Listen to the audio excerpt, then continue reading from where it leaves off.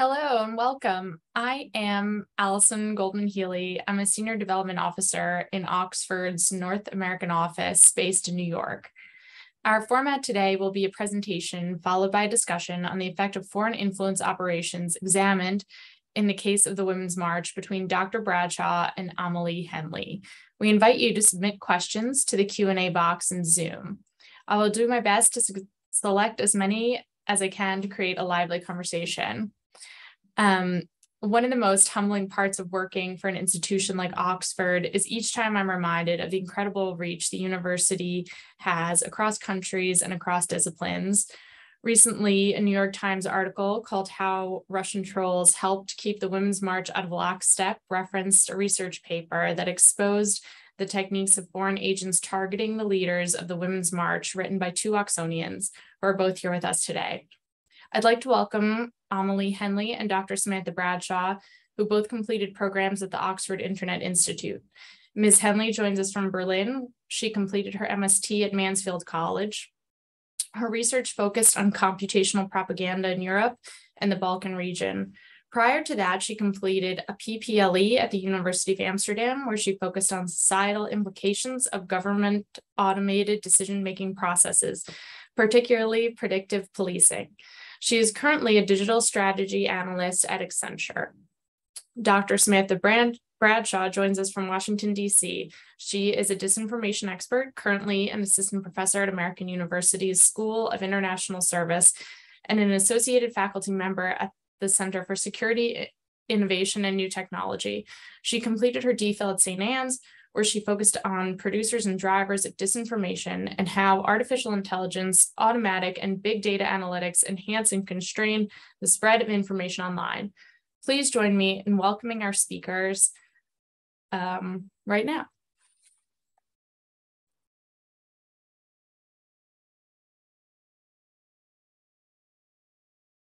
I'm muted. Here we go. Thank you, Allison, for that wonderful introduction. My name is Samantha Bradshaw. As Allison mentioned, I'm an assistant professor at American University, where a lot of my research looks at the impact of social media on democracy, particularly disinformation, foreign influence operations, and the role of platforms in governing and moderating our digital public spaces. I'm just going to get my screen share going here, so just bear with me 1 second.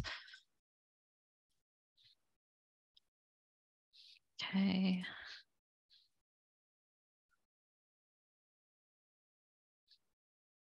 Awesome. I hope everybody can see the slides, and if not, if one of the presenters could just also hop on and let me know if I don't see any panicking. No, nothing. Okay, good. I'm assuming everything is working. Awesome. So thanks everyone for being here today. Today we're going to look at some of the ways that disinformation affects real people, affects our democracies in very real, tangible, and measurable ways. I think for a really long time, there's been a hyper focus on the role of social media in society and the way that misinformation and disinformation are contributing to eroding our democratic spaces.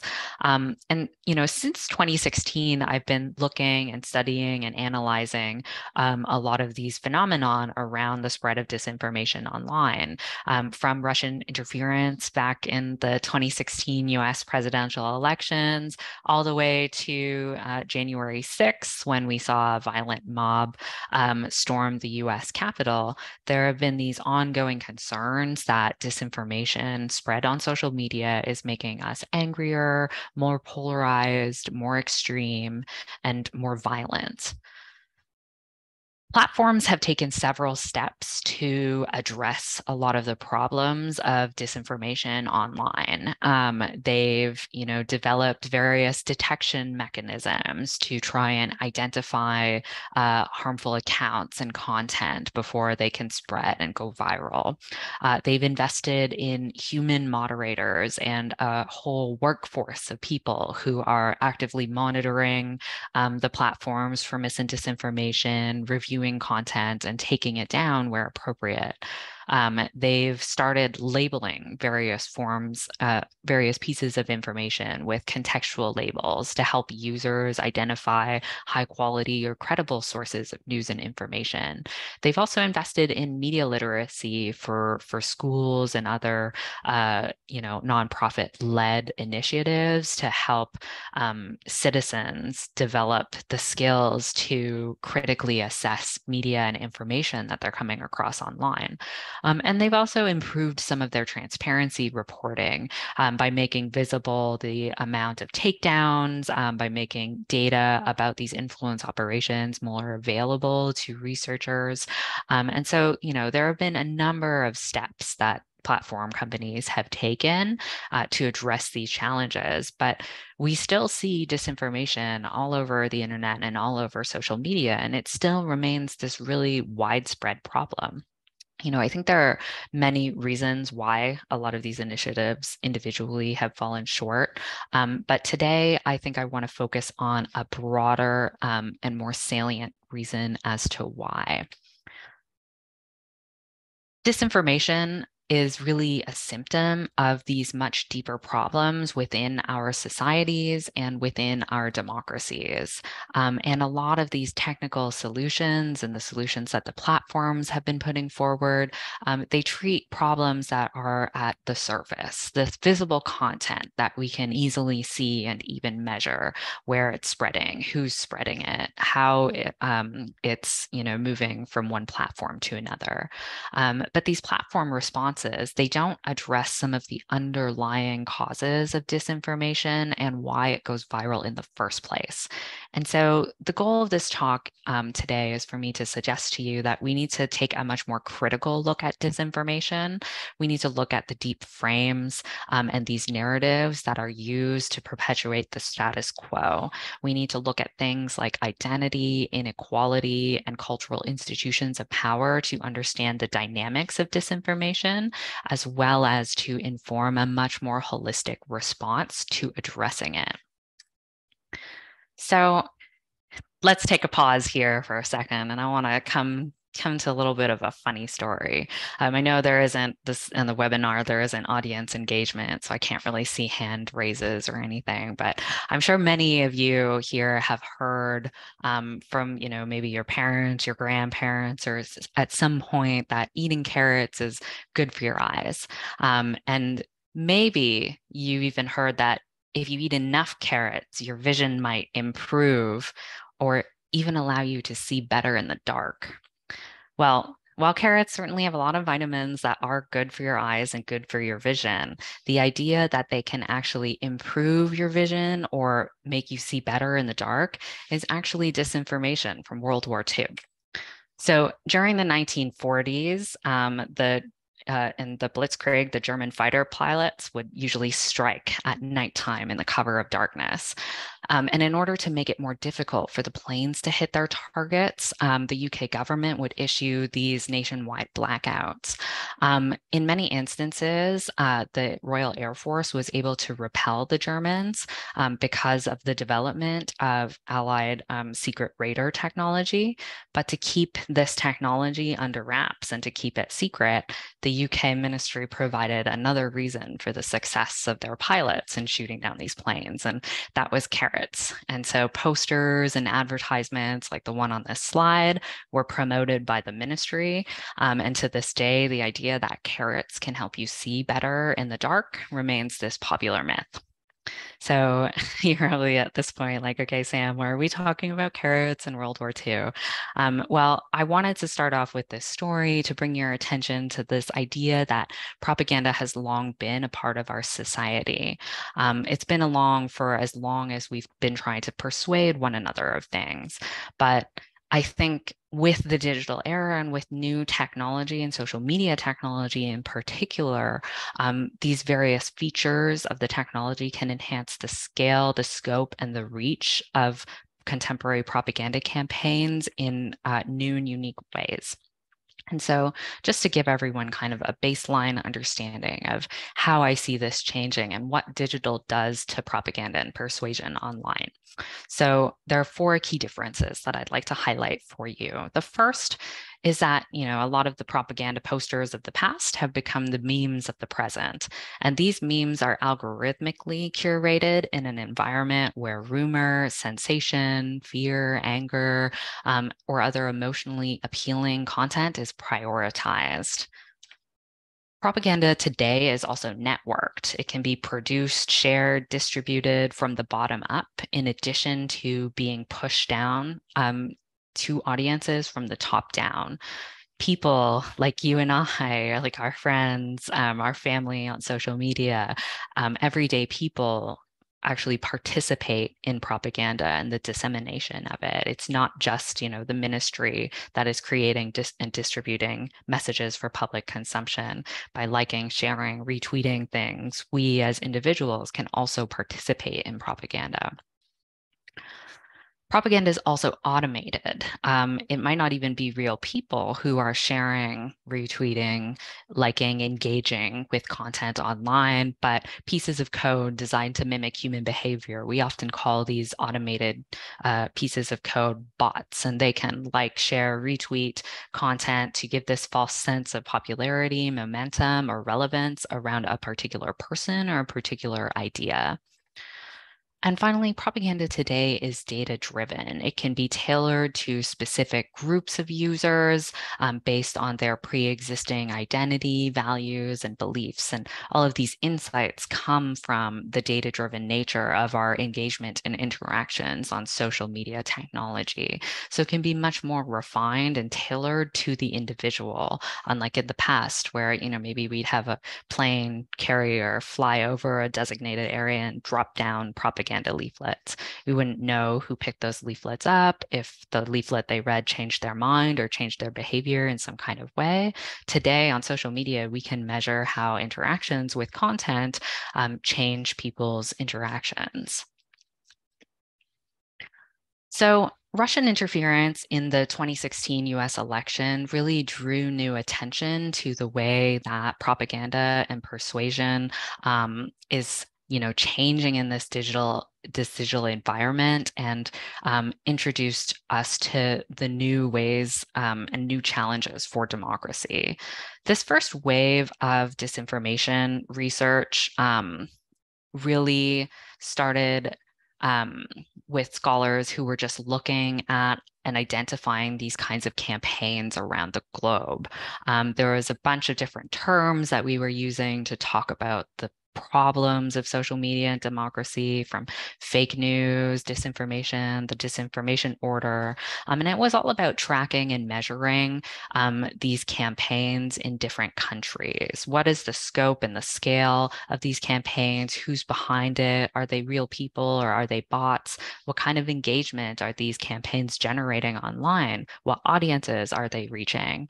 Some of the work that I did at Oxford, and actually my co-author Amélie also contributed to a lot of the research in this report. But we found that over time, the number of governments and political parties engaged in disinformation campaigns have been growing substantially over the past 4 years, or during the 4 years in which we ran this report, I should say, from 30 countries in 2017 to 81 by 2020.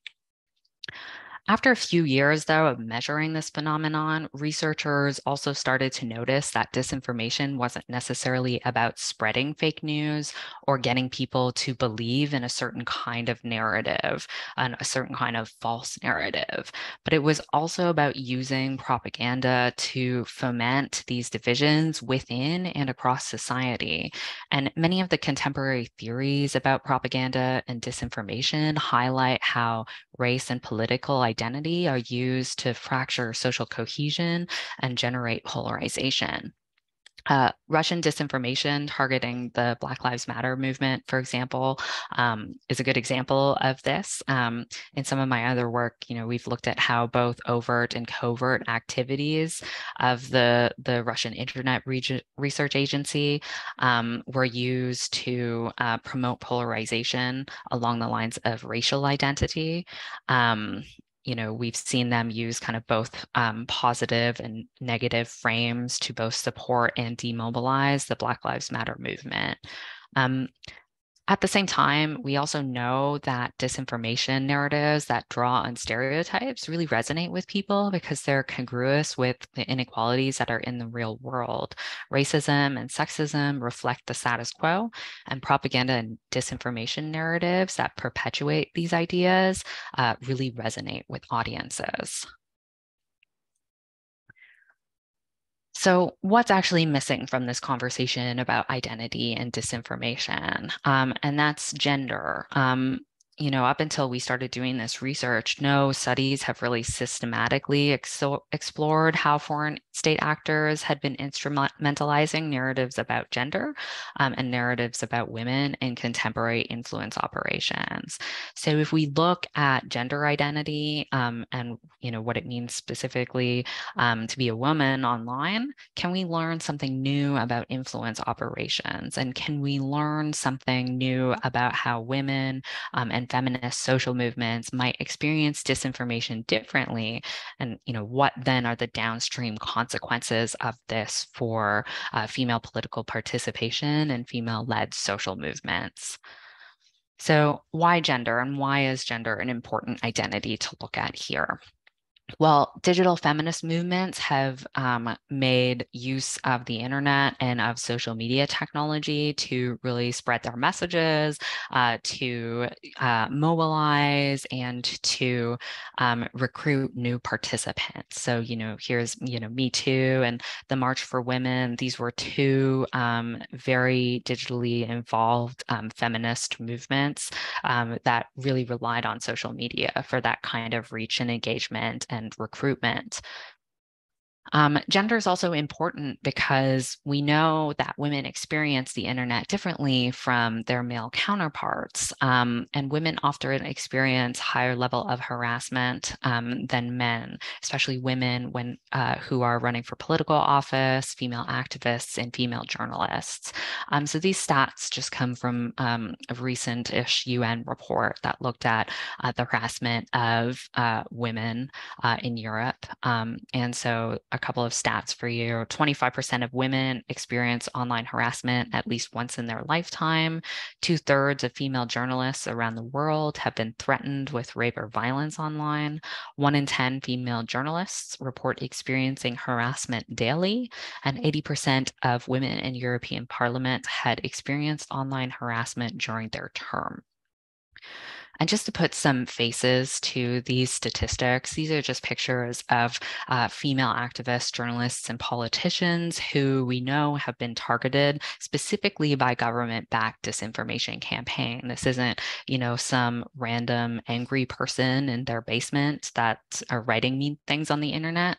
Oftentimes, these are very coordinated and state-backed campaigns that are designed to undermine the credibility and legitimacy of these women for various geopolitical purposes. So, we have Maria Ressa pictured here in the Philippines. She just won the Nobel Prize for her work highlighting a lot of the corruption and the use of social media technologies in the elections in the Philippines in various negative ways. Minister Freeland from Canada in the top left here had been targeted by Russian trolls for her stances on Canada-Russian relations. And so again, this is just really to put some faces to the numbers and to remind you that, these are real people and real women who are experiencing a very different internet and very different social media for the kind of work that they do. So now I'm going to hand it over to Amélie, who's going to talk a little bit more about our paper, our research questions, and some of the findings.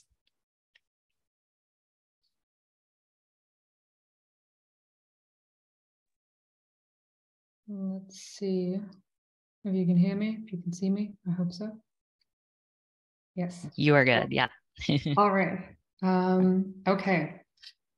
So hi again. Yes, I'm Amélie. As mentioned in the introduction, I did my master's degree at the OII, where I supported the Comprop research project that Sam mentioned briefly before, which is also where I met her, and then supported her in her research on foreign influence campaigns.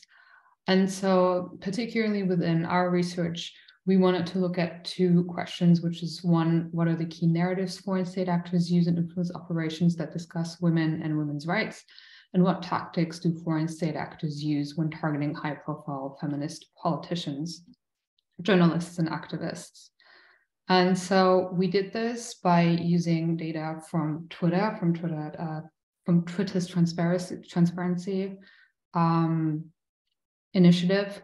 We had 4 data sets overall that we looked at from different state-backed bots, accounts. Sorry, I'm a bit confused right now.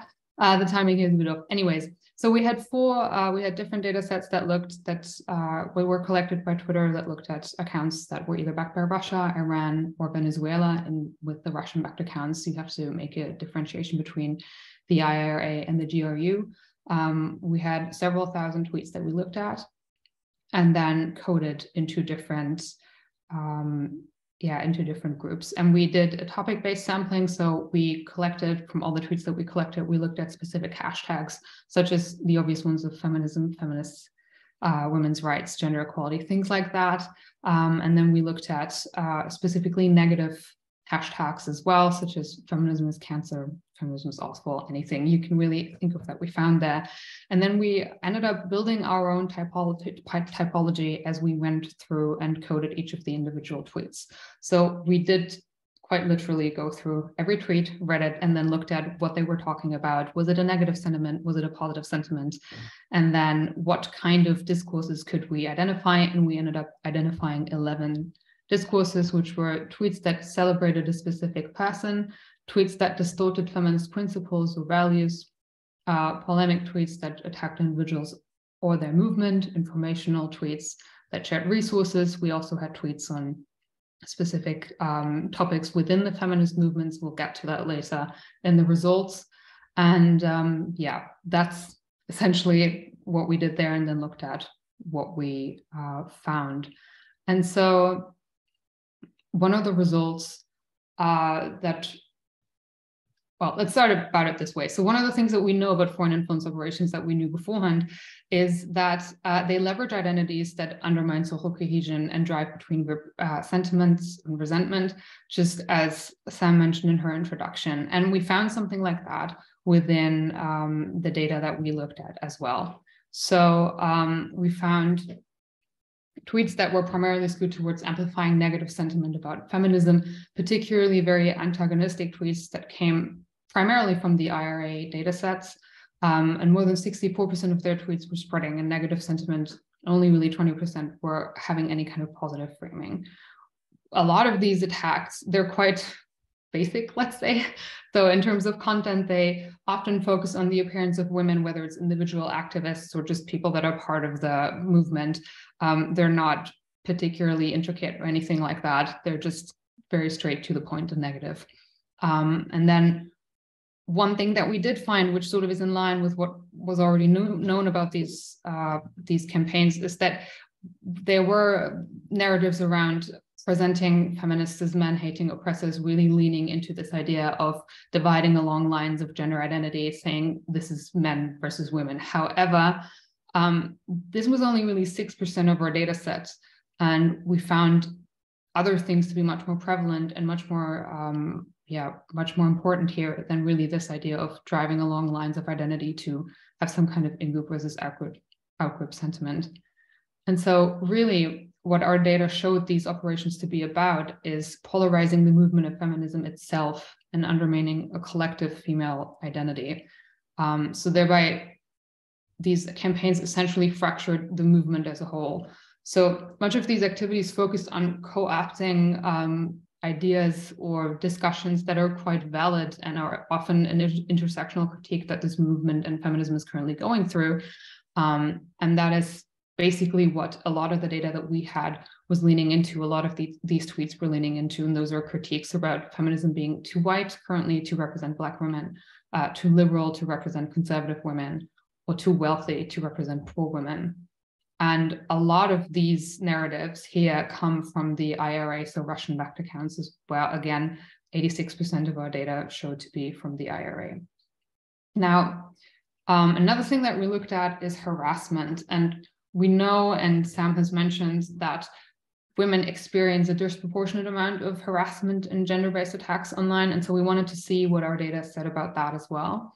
And we found that there were indeed some concentrated efforts, as you can see in this graph here, to delegitimize and discredit female activists, which are the pink columns here, celebrities, which are the bluish columns, and politicians, which are the greenish columns in the graph, as well as, to a lesser extent, journalists, which are the black columns, and other participants who are just normal users online. Now, this is data from mainly Russia and Venezuelan activities. And they, interestingly though, rarely ever used the @mention feature in Twitter. So they were quite indirect attacks. And on another note, in a quite interesting outlier, Iran went a completely different direction. The data that we had there showed that for the most part, they shared more positive sentiment, really celebrating feminist figureheads. Now, why that is, we had some speculations, and one of them is that women's march movements and Me Too movements, and really anything feminist, particularly in the United States, tends to have a very anti-Trump stance, and that fits into the geopolitical agenda of Iran as well. So by supporting this movement, they supported their own interests by going against Trump. Now, the last thing that we also looked at was automation and hashtag hijacking. We looked at so-called automata amplifier accounts, and we found 10 in our data. Just for clarification, amplifier here is an account that deliberately seeks to increase the number of voices speaking about or the attention paid to a certain message, making it look more prevalent, making it look more popular. And 9 of these accounts from the 10 that we found were Russian-backed, and they were all highly active on actually various different topics beyond feminism. So they seem to be some version of the go-to amplifier accounts of the IRA and the GRU to just spread and amplify particular content. They also amplified negative content about feminism. They did so, however, in very different ways. So the GRU, they mainly retweeted content, which sort of fits into their strategy to generate a false sense of legitimacy of certain messages, in the sense that if you see it more, it seems more valid, it seems more likely to be true. While the IRA, in contrast to that, created original content. So we found one account in particular that posted 502 original posts about feminism, which is a startling different approach to what the GRU was doing. Now, next to this amplifying, Iranian operations hijacked feminist hashtags to amplify other state-sponsored propaganda and linking it to popular conversation. So almost a third of the Iranian tweets that we found were hijacked tweets. So the content of these tweets really had nothing to do with feminism, but they were using hashtags that we had used in our methodology to filter them out. So one example was that there was a lot of news about Saudi airstrikes in Yemen that were shared under hashtags such as Women's March, which had nothing to do with one another, but was one of their strategies. So to wrap up our presentation, talking about some implications very briefly. To bring it back to the beginning, foreign influence operations do use gender and feminism similarly in some cases to how we've seen other identities being used in foreign influence operations. But at the end of the day, disinformation in these operations are experienced differently for women than for other groups. And this is because a lot of these operations seem to focus on driving divisions within the movement rather between different groups. They were fracturing a collective female identity and demobilizing and really suppressing voices from being heard. At the same time, methods such as amplification, but also sensationalized anti-feminist narratives spread through clickbaiting tweets, which is something that Venezuelan accounts did quite a bit, effectively drowns out activists and other figureheads from being heard. And so, what we've seen here is a quite indirect way of going about demobilizing the movement, but a quite effective way at the same time, which is a bit different to what a lot of scholarship talked about before when it comes to women's experiences online that were about direct attacks and direct harassment, not something we necessarily saw here. Why these differences exist is something that, people are hopefully looking into. We should definitely look into more. But that wraps up what we found in our paper. That's that.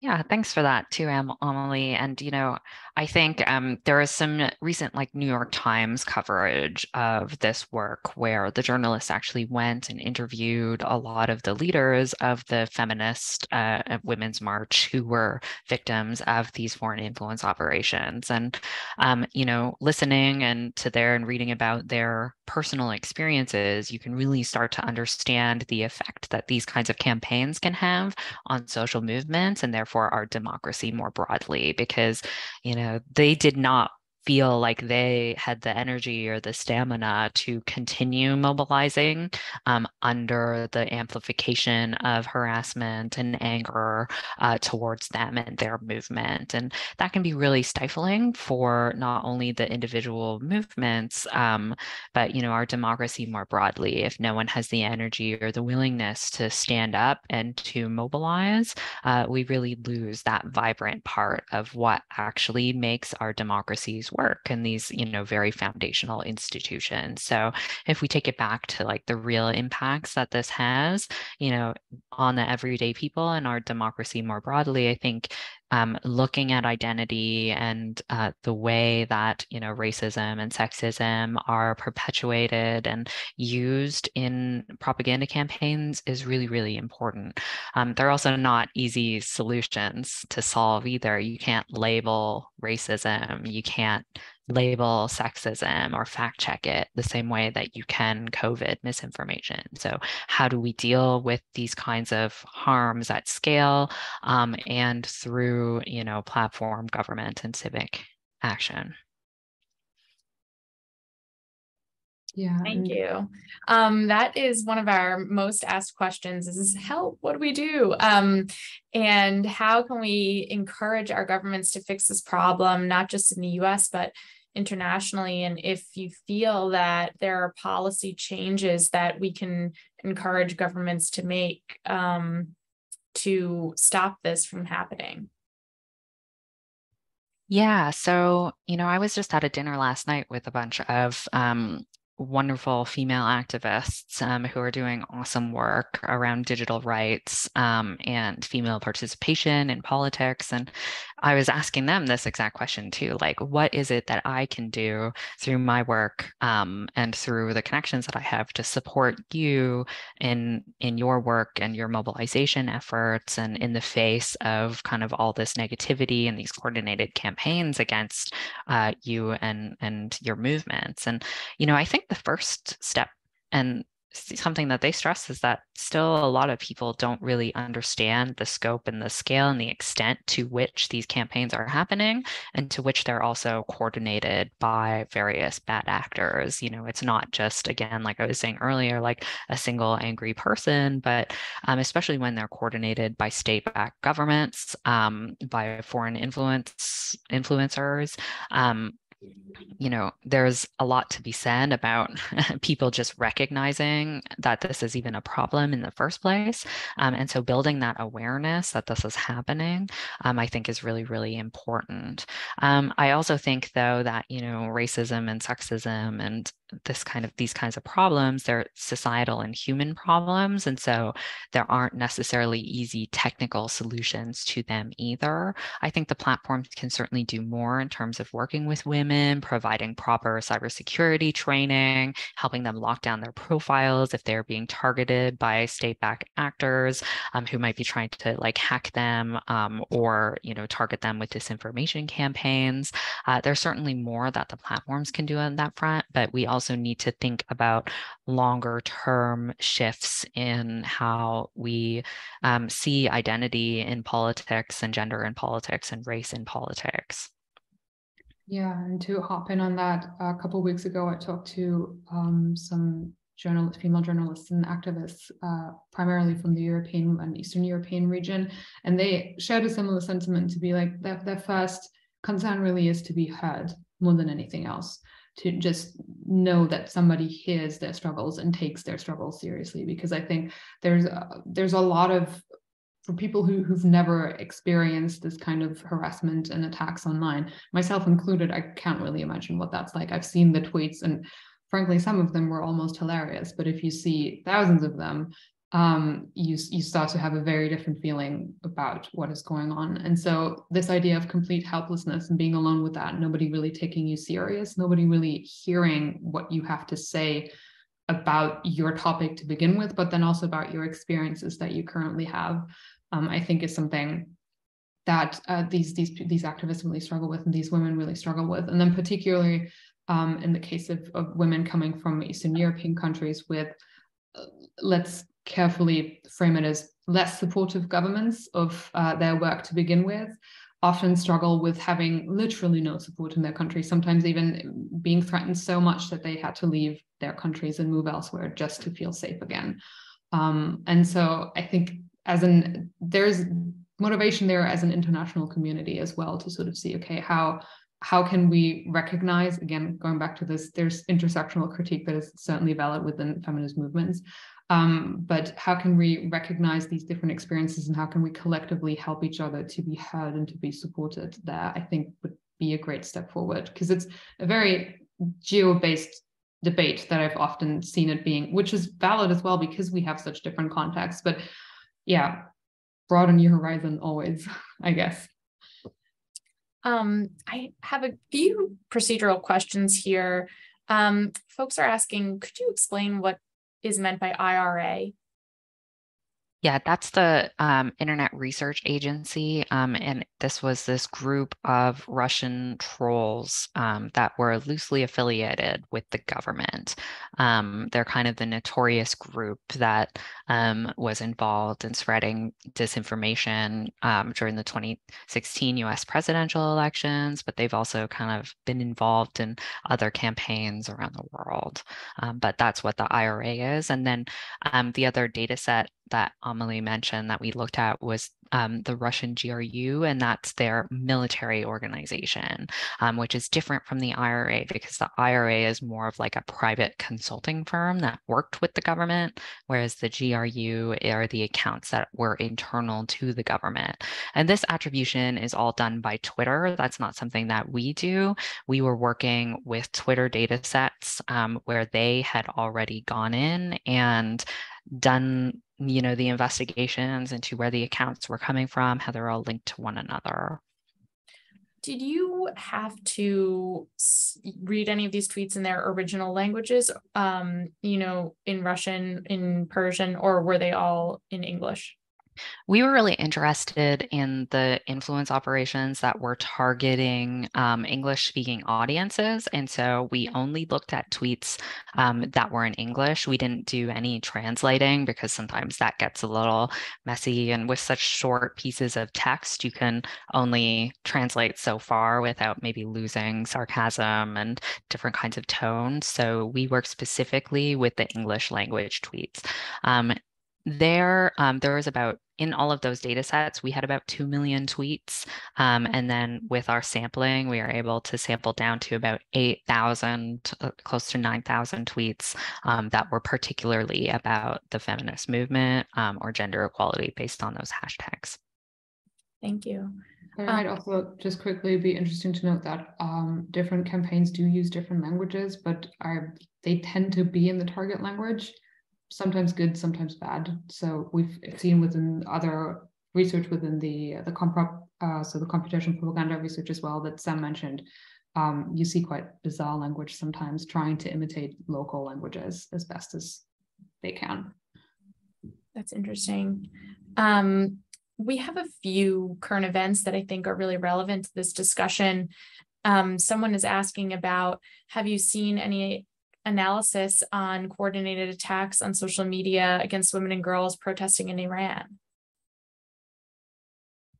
Iran, I haven't looked at in detail yet, so I don't actually have any numbers to back that up. I know that there's been a lot of, inauthentic amplification around the various hashtags on Twitter, but I personally haven't done any research on it, so I don't want to say for sure one way or another. But what I can say about these kinds of influence operations is that they tend to focus on issues that are gaining prominence and gaining virality within society, because it's not about creating these new problems or new issues to spread a particular message, especially if you're looking at, like, say, the Russian playbook, which a lot of government actors have adopted. It's really about polarizing society and kind of causing chaos. And so if you latch on to a particular movement, where there are kind of narratives on both sides and just use the narratives that people create to amplify those divisions and create further divisions between society, like, the hard work is always coming up with the narratives. And it's easy if people are already doing that for you, and all you have to do is kind of amplify them and push them into a certain direction. So usually if there's some kind of high profile event, there's usually some kind of automation or influence operation happening on the tail end of it. A lot of the platforms have gotten really good at detecting these kinds of campaigns, though, and taking them down early before they generate the same kind of like engagement and levels that we saw back in 2016. That doesn't mean that they aren't still out there, and you never know about the ones that you don't catch. Maybe there's just a bunch of really great influence operations out there that researchers, academics, and companies haven't identified. But, I think for the most part, we're getting pretty good at detecting this kind of automation. And yeah, we do see it quite often around popular things that are happening on social media at the time. Thank you. Another current event that is definitely involved in this discussion, folks are asking about Twitter and Elon Musk's takeover. What do you think the future of disinformation is, and what's the best case scenario possible outcome of this changeover at Twitter? Yeah, so I can jump in here first, and then Amélie, if you have anything to add too, please feel free. So I think this is a really interesting time. I don't think, first of all, there's a lot that could be said around Musk's current policies and, the blue tick verification and his strategy to use that to fight scammers and misinformation, and how that really misses the mark because we've seen so many kind of scam accounts appear with blue checks. And so what we also see with a lot of disinformation campaigns is that they don't even need the blue check marks to be successful. There were so many Russian trolls that were non-verified accounts that were cited in American news on TV as like sources of this is what Americans think. And so there's a really fabulous study. It's called like Wolf in Sheep's Clothing, but it looks at this phenomenon of how a lot of these Russian accounts, not verified, were just treated as, American citizens and used like in news broadcasts to give voice to the American people. So I think that, a lot of those policies miss the mark. And then in terms of the future of disinformation, the bad actors go where the audiences are. And so if we see a shift to alternative platforms, we're definitely going to see interference there. There have already been our Russian campaigns on, Telegram for the war in Ukraine, which is kind of considered an alternative platform here in the West. Not so much in like Ukraine and Europe already, where a lot of people use that platform. We've seen state-backed media on TikTok and influence operations on TikTok. So, I think as Twitter kind of either dies its death, sinks like the Titanic, and people migrate out, the foreign influence operations will move with them. And if it continues to stay around, I'm really worried about the future of it, just because, most of the trust and safety team is gone, and a lot of the policies don't really get to a lot of the core problems that researchers have identified around mis and disinformation. Yeah, I also think there's a lot to be said about how that influences, which is, I suppose another question of itself, but how that influences research that can be done on these platforms, because we are in a sense very dependent on access to their data that goes through the platform itself. And so we had these initiatives from Twitter, we had them from Facebook, or rather now Meta, that also regularly works together with different organizations when they find particular things. And yeah, that really depends on the relationship between researchers and these platforms. And considering the general stance that Musk seems to have on really anything that is critical of him and his decisions, yeah, I think there's concern there to be had as well, that the data that we have, however good or bad it might be, will become even less available. And therefore we will be even more in the dark of what really is going on, particularly on Twitter. That's unfortunate. So as you said, I think that most Americans don't know the extent of these attacks and who they target. And so someone's asking, who would the key stakeholders be to surface this problem to the general public so it's not dismissed solely on the basis of gender or race?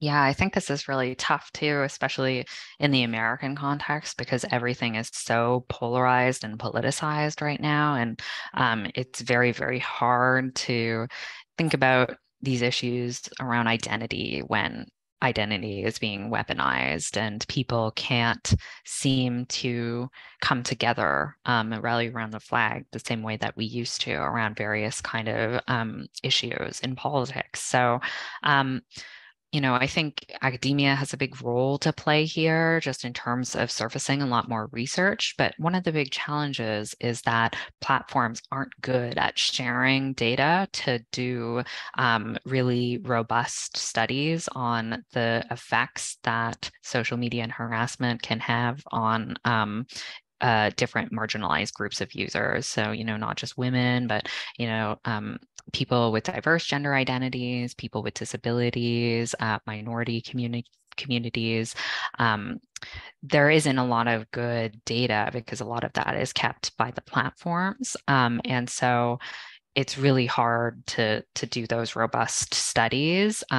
We get that information through doing qualitative interviews with activists, with journalists, with people running for political office, people who have been victims from these various kinds of campaigns. But having that extra data allows us to tell a more full and more rich and more complete story about the extent and the scale at which these campaigns happen, and show truly some of the measurable changes that people have in their online behaviors. We know that, looking kind of at the practice of people who have been targeted by these campaigns, they tend to post less, they tend to share less, they tend to engage and comment less on social media once they've been targeted with various forms of harassment online. So that's one way that we can sort of measure this chilling effect and see it play out in data. But there's so much more that we could do as researchers and as civil society with better access. And the platforms just don't want to share because, a lot of the sharing has led to scandals and a lot of bad media coverage and bad press around the role of these platforms in public life. So it's been a very uphill battle to work with the platforms. And, I think just taking this back to Twitter again, Twitter was one of the better platforms for engaging and working with researchers and making this data available. And now we have who knows what's going to happen under this new leadership, and if that same kind of relationship between the platform and civil society and universities is going to remain, or if Twitter is going to start locking down and not sharing the same as many of the other platforms out there. Yeah, and I think, I don't know much about the US context here. I'm aware of the general debates that are going on and the way certain things are reshaping, disintegrating potentially. But within the European context, I think, one of the things that have really been just unfortunate in timing is that just around the time where this kind of research around gender dimensions and foreign influence operations has really been taking off, the Ukrainian war started and Russia attacked the Ukraine. And obviously that has been something that has been dominating really everything, I think around the world, but particularly in Europe for obvious reasons.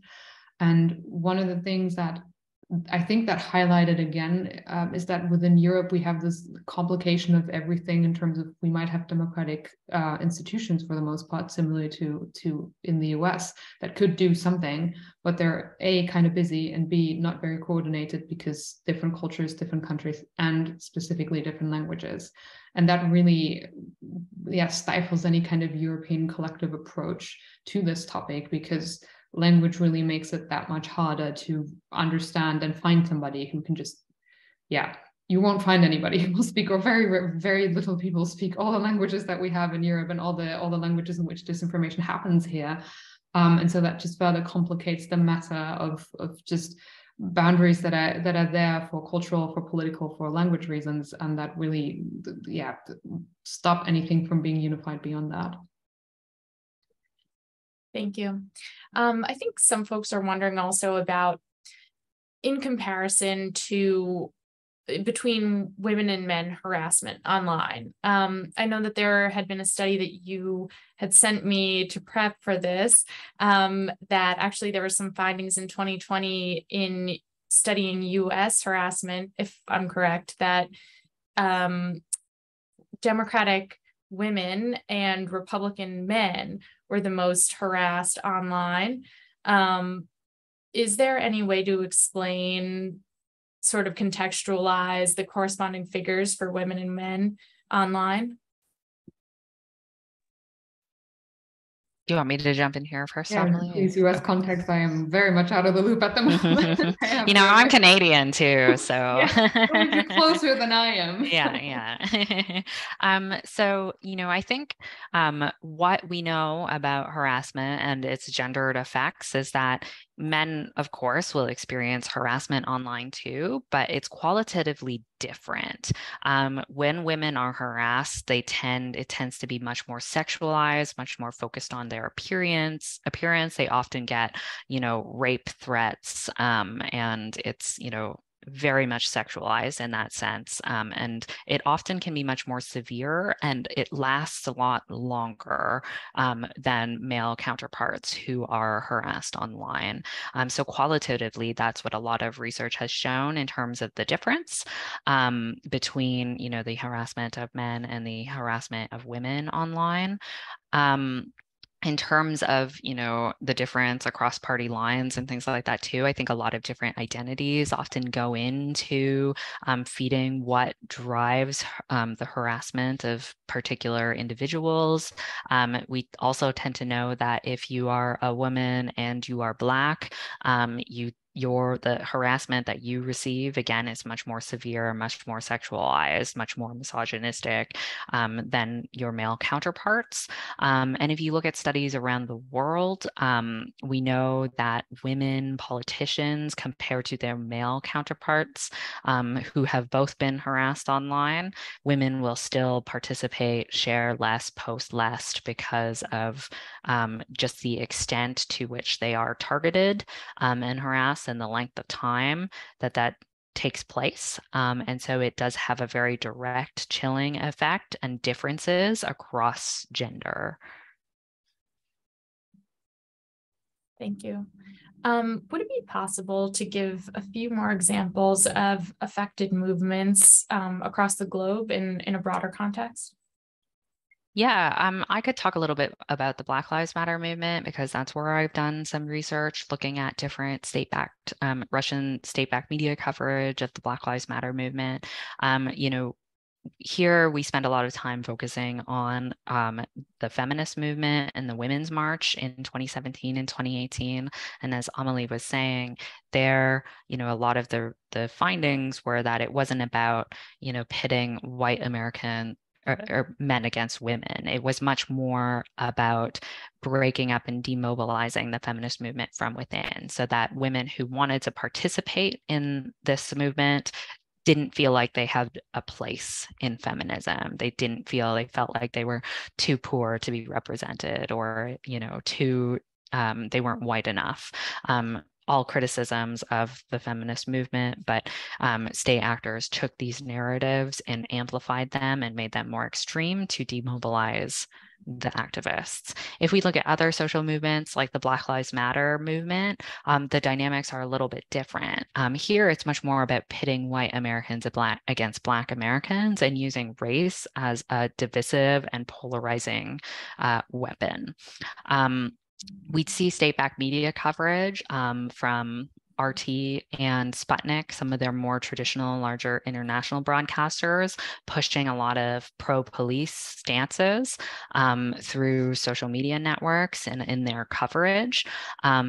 And we'd see some of these newer channels that are, more loosely affiliated with the Russian government. But if you look at their funding, if you look at the movement of editors and journalists, there are very clear connections. And these kind of newer outlets like Redfish, In the Now, Soapbox, those are their names. They were actually pushing pro Black Lives Matter content and pushing more informational tweets that were supportive of the movement and the activists. And it'd be really interesting because even coverage of the same event of, a protest in a particular place, you'd see these two completely different frames where, on the pro-police side, it would be, like a violent riot of, people were causing chaos and looting and wreaking havoc.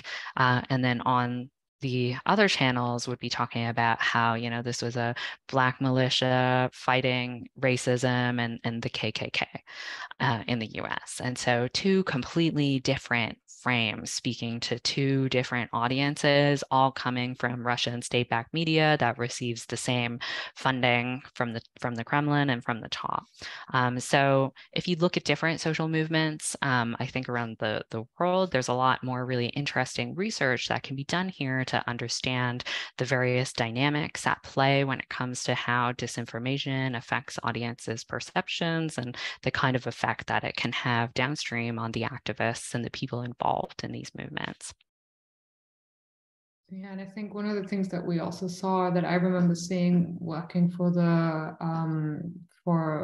within the OII for the sort of, we called it the Global Disinformation Campaign or something like that, I believe was the name, when we looked at different countries and looked at what kind of states sponsored campaigns, both domestically but also foreign ones, were active there, particularly in countries that were still moving towards being more democratized and moving out of an authoritarian regime. You would find something similar to what Sam just described within the Black Lives Matter movement, of just the same source sort of playing both sides to just really wreak havoc at the end of the day. And there are quite a few examples. We found things like that in Malaysia, if I remember correctly.